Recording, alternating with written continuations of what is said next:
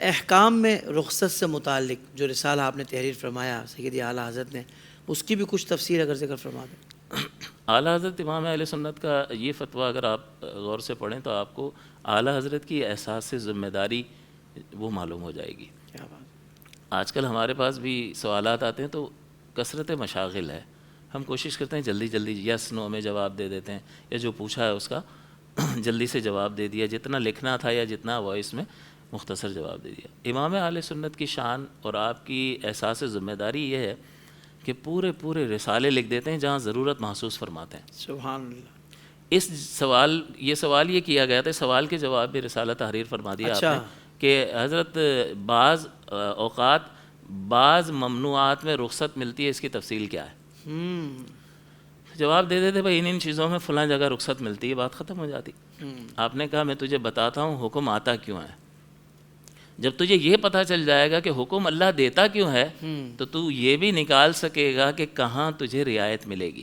بہت اچھے۔ تو اعلیٰ حضرت نے فرمایا کہ دیکھو اس میں ضابطہ یہ ہے کہ اللہ حکم کیوں دیتا ہے، اگر ایک لائن میں بیان کریں تو یہ کرو یہ نہ کرو، تو یہ جلب المصالح کہ تمام مصلحتوں کو اپنے لیے جمع کر لینا، وہ درء المفاسد تمام مفاسد کو اپنی ذات سے دور کر لینا۔ ہر آدمی کوشش کرتا ہے کہ میں سارے نفع جمع کر لوں اور ساری پریشانیوں اور مشقتوں سے بچ جاؤں، لیکن کیا وہ یہ کر سکتا ہے؟ آسان تحب شیئا وہو شر لکم، اللہ تعالیٰ فرماتا ہے کہ ہو سکتا ہے تم کسی چیز کو محبوب رکھو اور وہ تمہارے لیے برا ہو، وعسیٰ ان تکرہوا شیئا وہو خیر لکم، اور ہو سکتا ہے تم کسی چیز کو ناپسند کرو، مکروہ جانو اور وہ تمہارے لیے بہتر ہو۔ واللہ یعلم وانتم لا تعلمون، اللہ جانتا ہے تم نہیں جانتے، کیونکہ تم اپنے تجربے تھوڑے سے علم مشاہدے کی بنیاد پر کسی چیز کو بہتر سمجھتے ہو، تم کچھ بھی نہیں جانتے، اللہ سب کچھ جانتا ہے۔ تو اس کا مطلب یہ کہ اللہ ہمیں بتائے کہ میرے لیے کیا اچھا ہے اور میرے لیے کیا برا ہے، تاکہ اچھا جمع کر لوں اور برے سے خود کو بچا لوں۔ تو احکام کا ایسنس یہ ہے کہ جلب المصالح و درء المفاسد۔ بہت اچھے۔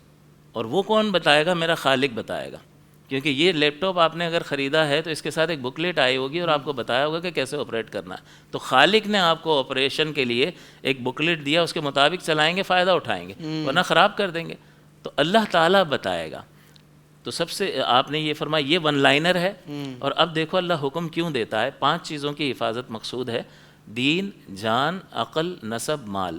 اللہ تعالیٰ کو ان 5 چیزوں کی حفاظت کروانا مقصود ہے۔ اگر تم ان 5 چیزوں کی حفاظت کر لو تو سارے نفع جمع ہو جائیں گے اور ہر نقصان سے اپنے آپ کو بچا لو گے۔ تو اب کیا کریں جی؟ تو فرمایا کہ اب اللہ تعالیٰ حکم دیتا ہے جن جن چیزوں کے کرنے سے ان 5 کی حفاظت ہوتی ہے کہا کرو، بہت اچھے، اور جن جن چیزوں سے بچنے سے ان 5 کی حفاظت ہوتی ہے کہہ دیا بچ جاؤ۔ آپ کو کہا طلب العلم فریضہ، علم کا حاصل کرنا فرض ہے، کیوں لازم کر رہے ہیں؟ بھائی نہیں حاصل کریں گے تو دین ضائع ہوگا، اور دین ضائع ہوگا تو دین کو ضائع نہیں کرنا ہے، بچانا ہے، تو کیا کریں؟ تعلیم لازم کر دو۔ شراب مت پیو، کیوں جی؟ عقل زائل ہو جائے گی، لہٰذا شراب کی ممانعت کر دی۔ بدکاری مت کرو کیونکہ نسب کا مسئلہ ہوگا، عدت گزارو کیونکہ نسب کا مسئلہ ہوگا، لہٰذا حکم دے دیا ایک چیز کے کرنے کا اور بدکاری سے روک دیا۔ تو یہ بڑی حسین و جمیل تفصیل اعلیٰ حضرت نے بیان فرمائی کہ میں تجھے سکھاتا ہوں کہ تیرا خالق تجھے حکم کیوں دیتا ہے۔ تو 5 چیزوں کی حفاظت کے لیے اللہ تعالیٰ حکم دیتا ہے، تو اس میں اصل 5 چیزوں کی حفاظت ہے، اور حفاظت کے لیے اللہ تعالیٰ نے احکام دیے ہیں۔ جب تم ان احکام پر عمل کرنے لگ جاؤ گے تو ان 5 چیزوں کی حفاظت ہو جائے گی۔ واہ واہ واہ واہ۔ لیکن کبھی ایسا ہو کہ ان احکام پر عمل کرنے کی وجہ سے یہاں 5 چیزوں پر فرق پڑ جائے تو پھر ان 5 چیزوں کو باقی رکھیں گے یا حکم کو بدل دیں گے، اب تجھے رخصت ملنا شروع ہو جائے گی۔ واہ واہ واہ، بڑے حسین انداز سے سمجھایا آپ۔ یہ لذیذ ترین رسالہ ہے، اگر آپ اس کو پڑھیں، جلی النص فی اماکن الرخص اس کا نام ہے۔ اب مسئلہ یہ ہے کہ بھوکا ہے، کھانے کو کوئی حلال شے نہیں ہے، کوئی پاس نہیں ہے کہ دے، اور ایک کتا مرا ہوا پڑا ہے، ایک گدھا مرا ہوا پڑا ہے، کیا کرے جی؟ تو اب کہتا ہے کہ اللہ تعالیٰ نے تو حرام کیا، میں کیسے کھاؤں؟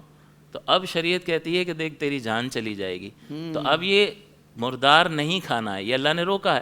کس لیے روکا ہے؟ دین جان عقل نسب مال ان میں سے کسی کی حفاظت کے لیے اب اس پر عمل کرنے سے ہی تیری جان جا رہی ہے.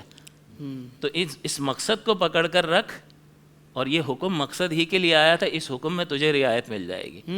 لہٰذا بیان فرمایا کہ جتنی ضرورت ہے اتنے لقمے تو کھانا تو اس پر فرض ہے، ورنہ حرام موت مرے گا. کمال. پیاس کی وجہ سے مر رہا ہے اور کوئی حلال چیز پینے کے لیے نہیں ہے اور پیاس سے اب مر جائے گا اور شراب پڑی ہے، ویسے حرام ہے اس لیے کہ عقل کو زائل کرتی ہے، تو عقل کی حفاظت کے لیے روکا تھا، لیکن اب تو جان جا رہی ہے، اسے رکنے کی وجہ سے جان جا رہی ہے. کمال. لہٰذا اب اعلیٰ حضرت نے اتنے حسین انداز سے کہ میں تجھے بتاتا ہوں کہ حکم ثابت تیرا خالق تجھے حکم دیتا کیوں ہے، اگر تو یہ سمجھ گیا تو پھر تجھے رعایت کا پہلو بھی سمجھ میں آ جائے گا. اور بڑے بہترین انداز سے امام اہل سنت نے اس چیز کو تحریر فرمایا دیکھو اس میں اگر آپ قواعد فقہیہ کا مطالعہ کریں گے تو بظاہر ٹکراؤ بھی نظر آتا ہے. ایک قاعدہ فقہیہ ہے الضرورات تبیح المحظورات، کہ ضرورتیں مجبوریاں ممنوع کو جائز کر دیتی ہیں. ایک ضابطہ فقہ کا یہ ہے.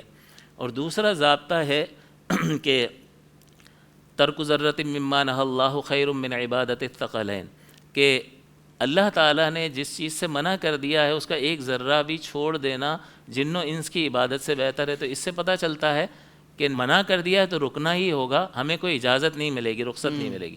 لیکن دوسری طرف ایک ضابطہ ہے کہ ضرورتیں اور مجبوریاں ممنوع کو جائز کر دیتی ہیں. تو یہ دونوں ضابطے ٹکراتے ہیں. اعلیٰ حضرت نے فرمایا بظاہر ٹکراتے ہیں لیکن یہ حقیقتاً ٹکراؤ نہیں ہے. الضرورات تبیح المحظورات کو جو ضابطہ ہے، جب انسان ہلاک یا قریب ہلاک ہوگا تو وہ مجبوری ممنوع کو مباح کر دے گی. یہ قاعدہ وہاں کے لیے ہے. اور اس کے علاوہ منفعت اور زینت جو ہے کہ جس کے بغیر انسان کا کام چل جاتا ہے، اگر وہاں منفعت ایک طرف ہو اور دوسری طرف کوئی ناجائز کام ہو تو منفعت کے لیے ناجائز کام کو اختیار نہیں کریں گے. یہ ضابطہ منفعت اور زینت کے مقام پر لگے گا. لہٰذا بظاہر ٹکراؤ ہے. ایک ضابطہ اور قاعدہ کہتا ہے رعایت ملے گی، دوسرا ضابطہ اور قاعدہ کہتا ہے رعایت نہیں ملے گی. تو ٹکراؤ بظاہر ہے لیکن حقیقت نہیں ہے کہ وہ ضرورت کی صورت میں اجازت والا قاعدہ وہاں لگتا ہے. اعلیٰ حضرت نے بیان فرمایا. اور منفعت اور زینت جو ہے جس کے بغیر انسان رہ سکتا ہے، اس منفعت اور زینت کو حاصل کرنے کے لیے ناجائز کام کرنے کی اجازت نہیں ہوگی. لہٰذا یہ ضابطہ وہاں لگے گا. تو ان کے مقامات علیحدہ علیحدہ ہیں. لہٰذا بظاہر جو ٹکراؤ نظر آ رہا ہے حقیقتاً ٹکراؤ نہیں. زندگی کے تمام شعبوں میں دینی رہنمائی حاصل کرنے اور آخرت کو بہتر کرنے کے لیے ہمارے YouTube channel Islamic digital studio کو سبسکرائب کر لیں اور بیل آئیکن بھی پریس کر لیں.